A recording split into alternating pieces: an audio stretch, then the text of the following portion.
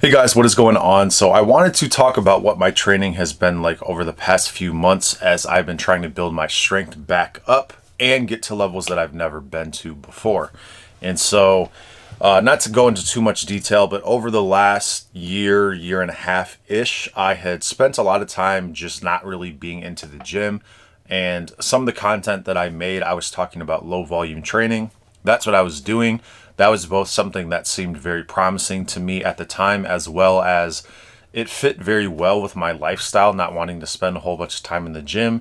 And as somebody who's had a lot of success with high volume training, this wasn't me saying high volume training, doesn't work, but I thought that low volume training could work better. I thought it could be more consistent.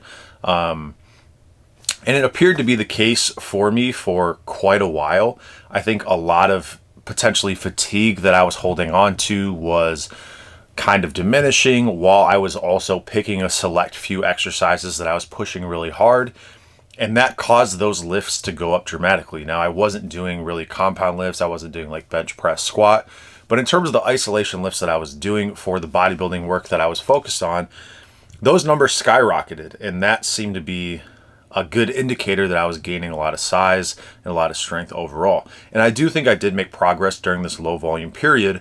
However, what I noticed when I started to switch exercises at any given time is that I would get really good at whatever exercise I was doing, and I would switch to something else and I would be really bad at it. And this is obvious, in the case of the law of specificity, meaning that if I'm not doing a lift, I'm going to get worse at it.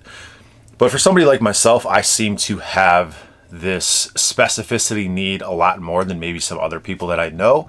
And if I were to do one bicep exercise and get extremely good at that, logically you would think my other bicep exercises wouldn't just tank if I'm still training the biceps, obviously both being direct isolation bicep movements, but that wasn't the case. A prime example for me was preacher curls. Basically everybody was talking about preacher curls being the best thing ever, being the best bicep builder, and I got really, really good at them. And when I say preacher curls, I mean the machine version. I got really good at them. I started maxing out the stack. Then I started doing single arm, and I started working my way up onto that. And if I would switch over to a different bicep exercise, I would notice, wow, I am way weaker on this bicep exercise than I used to be. And I should have been gaining all this size and strength in my biceps. And so it kind of led me down the rabbit hole of thinking, what muscle fibers does this bias? Is this going to be beneficial for the entirety of the bicep? Is this going to be a holistically good exercise by itself? Yada, yada, right? And as I was doing low volume, the choices of exercises had to be very calculated because you could only handle so much volume because you're constantly chasing this fatigue boogeyman. And so I couldn't possibly do more than 2 exercises for a muscle group, and I couldn't do more than 1 or 2 sets. Otherwise, I would get too much fatigue. And this was just something I personally couldn't manage. Now, I know a lot of people are going to be low volume bros, and they're going to say, oh, you're terrible at programming, or this is the best way, or whatever. But I'm just going off of my own experience and the way that I like to train and the way that I like to push myself on those low volume training styles and what worked for me. I just didn't see the carryover from one exercise to the next. And so it became increasingly difficult to try and have a well-rounded, workout and try and keep the fatigue low, and everything just seemed unmanageable to me. And I just didn't think I could train my whole body this way. So in the time period that I was only focusing on a few muscle groups, this worked really well. And I do think I did gain size in those muscle groups.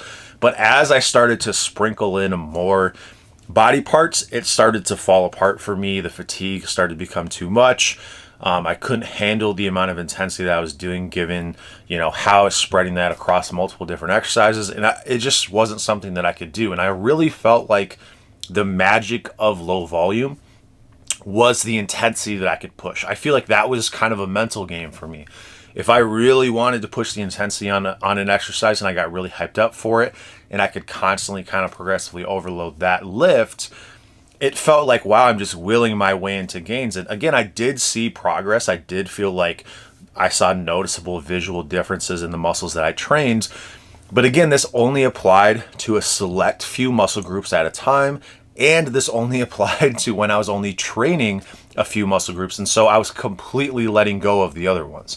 And so for me, I don't know if it's a genetic thing. I don't know if it's just a mental thing, but my ability to tolerate a whole lot of volume and the amount of fatigue that that gives me seems to be very minimal relative to the fatigue that I would get when I would go all out, balls to the wall, all the way to failure, past failure. And even as I started to add in more exercises, I would intentionally pull back and I wouldn't do, these past failure movements, or I'd maybe even leave a rep in the tank. But I felt like my new kind of gas pedal that I could push myself to, the intensity that I could bring now that I've become really good at that, it just became too much for me to handle when I was doing more than just a few exercises. And so for me, I just couldn't find it working for myself. And I'm not saying that that's true for everybody else, but that's just the realization that I came upon.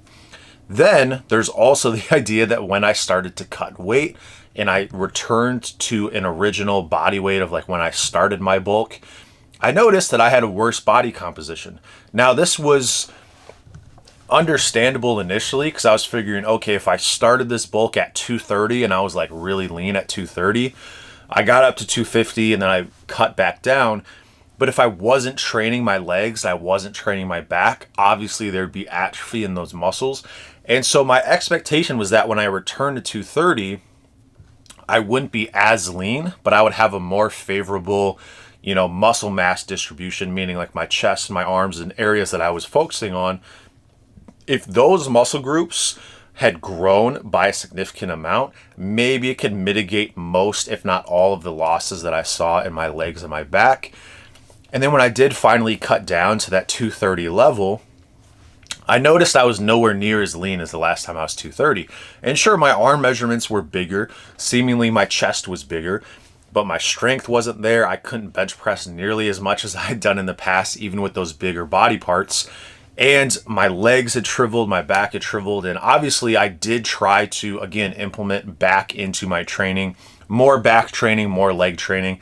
And again, I just couldn't find a way to make it work without accumulating way too much fatigue by pushing that intensity as high as I was. So for me, that just kind of ended the idea of me ever really having a sustainable time period of doing low volume, because I just couldn't fit everything in that I would want to fit in to be able to progress my whole body. I would basically have to completely specialize in a few exercises in a few muscle groups, or if I wanted to diversify and do a little bit more, I'd have to dial back the intensity. And at that point, it's like, am I even doing high intensity training anymore? Am I even getting the benefits if I'm not even going close to failure? If I'm leaving like 2 reps in the tank, like what is even the point of, I can't even make this low volume thing work anymore. So for me, I kind of flipped the switch and I just went back to, hey, this is something that used to work for me. High volume used to work for me. I didn't go all out on my intensity and it seemed to work over time. Now, obviously the muscle gains in terms of where they were distributed were a little bit more holistic. They were across my whole body and I didn't see, maybe the same degree of muscle growth in my arms or my chest, the same rate of muscle growth, but it did seem to be beneficial for me. And maybe that's just a genetic thing. Maybe I have, a genetic ability to have a high work capacity. Maybe I tolerate volume a lot better. But I think some people, just the way in which they recover, some people can recover a lot better by, not pushing the intensity as high and still being able to handle a good amount of volume. That seems to be me. And people who go really, really high in the intensity, maybe that's less fatiguing for them. But for me personally, I didn't find that to be the case. So the thing that I am doing nowadays, and this is just to build back the strength that I had lost, has been staying further away from failure and just accumulating a lot of volume.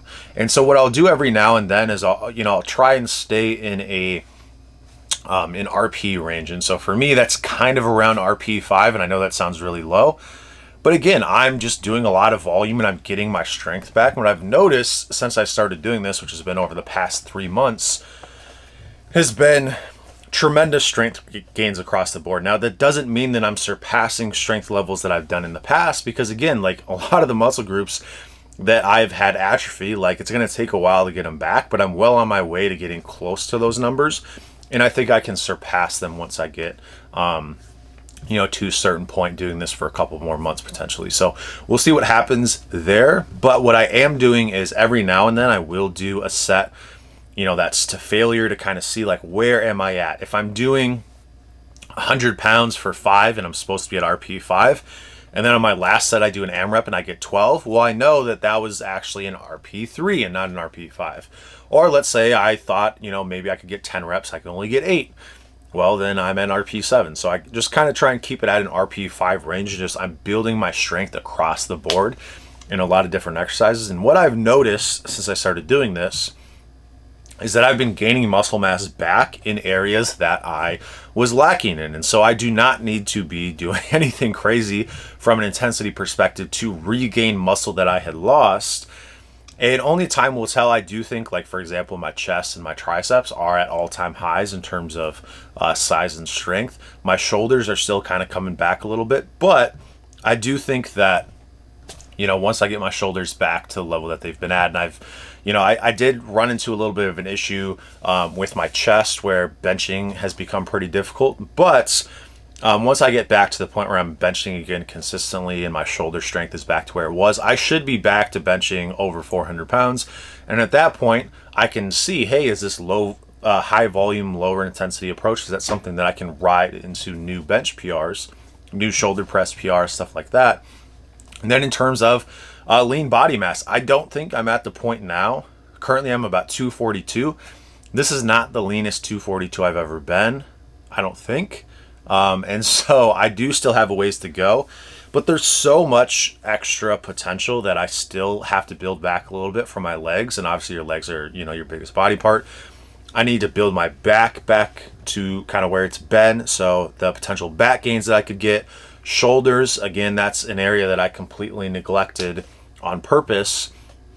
So getting my shoulder size back, getting my back size back, and getting my legs and everything back, I think that should push me into new lean body mass PRs, and then we can kind of build from there. And by the time I get to that level, after a couple months, I probably will have to do a cut just because I have been bulking for a few months now. But we'll see what happens. I do think that this could be the start of me implementing some of those intensity strategies here and there and doing them on some exercises occasionally, but understanding that those carry for me a ton of fatigue relative to doing lower RP stuff and building the strength back up. So that's kind of what I'm doing now. I will be sharing kind of some of the numbers and what my programming is like a little bit more specifically if you guys are interested in that. But this is just kind of me admitting or confirming that for me, high volume training did seem to work better than low volume. Although low volume for me, it's like, hey, if I got my preacher curl to an extremely high level that I never would have gotten if I just would have trained in my traditional fashion.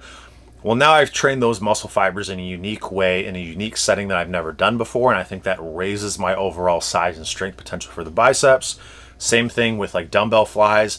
My dumbbell flies, got to new heights that I don't think I ever would have achieved in that time period. And so for me to get those muscle fiber adaptations and everything that I got from that, I think that's going to benefit me down the line. So I don't think it was a lost cause. And I do think I did gain size in my biceps, triceps, chest, everything like that.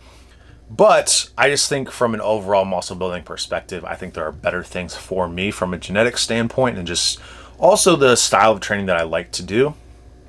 So that's kind of what I'm doing now. And I am implementing more lower reps. I do still think that that is a good way to get far less fatigue. That is something that I definitely did take away from this style of training, was that doing the lower reps is less fatigue in my experience, especially if you are doing lower RP. And so for me, accumulating a lot of volume in that setting is very good. And yeah, I'll definitely keep you guys updated on how that is going for me. As of right now, I'm like kind of knocking on the door of where I used to be. And so there's not much to report, because if I just told you, hey, I'm almost as strong as I used to be, who cares? But if I get to the point where I'm surpassing strength levels that I've had in the past and doing it at a lighter body weight, doing it at a lower body fat percentage, everything like that, then that'll be like, hey, I made some progress over these years, and then take it to the next level and try and build upon what I've done in the past. And at that point, I think that'll really be something where maybe some of you guys will be interested in that. But let me know for you guys and your experiences with high volume, with low volume, everything like that. My general thing is that everything works. It just depends on the person. It depends on the time. And so for me, I just have kind of spent a lot of time experimenting. And for me, high volume training is more fun and it seems to be more effective for me. So that's kind of what I'm doing. But I am sprinkling in some failure training in there. And I will have periods like, right now I'm in a strength block, let's say. But I will have a period where I'm doing more of an intensity block. And then I'll probably have a period where I'm, really trying to max out like how much I can actually push in terms of weight, maybe hit a new bench PR, hit a new overhead press PR. As of right now, my chest is still hurting a little bit, so I don't think a bench PR is on the horizon anytime soon, just for that reason alone. Whereas the shoulders feel pretty good, and I think I probably am closer to an overhead press PR than a bench PR, just based on how my chest feels at this current moment.